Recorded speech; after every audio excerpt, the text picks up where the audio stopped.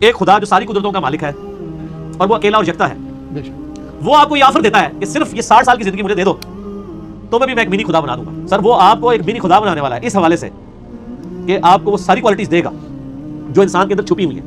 اللہ کی کوئی عبادت کرے تو اللہ اسے بڑا انعام دیتا ہے. انعام کیا دیتا ہے؟ اسے ولی بنا دیتا ہے. لیکن اللہ انعام میں کسی کو اللہ نہیں بناتا، بلکہ بنا سکتا ہی نہیں. یہ لفظ ذرا عام طبیعت پر گرم گزرے گا. ان اللہ علی کل شیء قدیر، اللہ ہر شے پہ قادر ہے. شے بمانا یہاں شائی نہیں، مشی ہے، اور وہ ممکن ہے. اگر اللہ قادر ہو کہ دوسرا اللہ بنائے تو پھر معاذ اللہ کتنی آیات کا انکار لازم آئے گا کہ جن میں توحید کو بیان کیا گیا ہے. یعنی توحید کا یہ مطلب ہے کہ ممکن ہی نہیں کہ کوئی دوسرا اللہ ہو. جب تک یہ نہ مانے تو بندہ مسلمان ہی نہیں ہو سکتا. کہ جو یہ رکھتا ہوا عقیدہ کہ اللہ بھی ہے لیکن کوئی اور اللہ بھی ہو سکتا ہے، تو پھر وہ توحید کس چیز کی مان رہا ہے؟ توحید یہ ہے کہ اللہ ازلی ہے، ابدی ہے، دائمی ہے، اور صرف وہی ایک اللہ ہے، دوسرے کا امکان ہی نہیں، دوسرا ممکن ہی نہیں. تو پھر جا کے بندہ مسلمان ہو سکتا.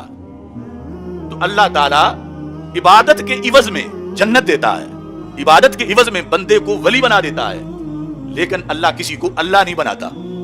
اور یہ بات سمجھنے کے لیے آپ نبوت کو سمجھیں، کیونکہ الوہیت تو بہت اونچی ہے، عقل و دماغ میں سما ہی نہیں سکتی، اور نبوت بھی بہت بلند ہے. لیکن پھر بھی یہ ہے کہ الوہیت کے بعد نبوت ہے کہ اللہ نے نبی بنا ہے، اللہ کے نبی ہیں. تو نبوت کیسے ملتی ہے؟ نبوت کے بارے میں یہ اجماع ہے، یہ پکا، کہ نبوت کسبی نہیں ہے، نبوت وحبی ہے. اور آخری نبی ہمارے آقا صلی اللہ علیہ وسلم ہے. وحبی کا مطلب کیا ہے؟ اللہ کی عطا ہے، اللہ کا فضل ہے. کسب سے نہیں کہ کسی کی عمر 1000 سال ہو اور نفل پڑھ کے عبادت کر کے 1000 سال کی بندگی میں نبی بن جائے، ایسا نہیں ہو سکتا. جتنے بھی نبی بنے ہیں اور وہ بن چکے ہیں، اور ہمارے آقا صلی اللہ علیہ وسلم آخری نبی ہیں، رب نے ازل میں ہی بنا دیے تھے. اور یہ نبوت بندگی کا نتیجہ نہیں، یہ زہد اور تقوی کا نتیجہ نہیں. اگرچہ سارے نبی اعلان نبوت سے پہلے یا بعد میں وہ اعلیٰ درجے کے بادشاہ اور متقی ہوئے، لیکن نبوت ان کو تقوی کے نتیجے میں نہیں ملی، اللہ کے فضل سے ملی. تو جب منی پرافٹ نہیں ہو سکتا تو منی گاڈ کیسے ہو سکتا ہے؟ جب منی نبی نہیں ہو سکتا تو منی خدا کیسے ہو سکتا ہے؟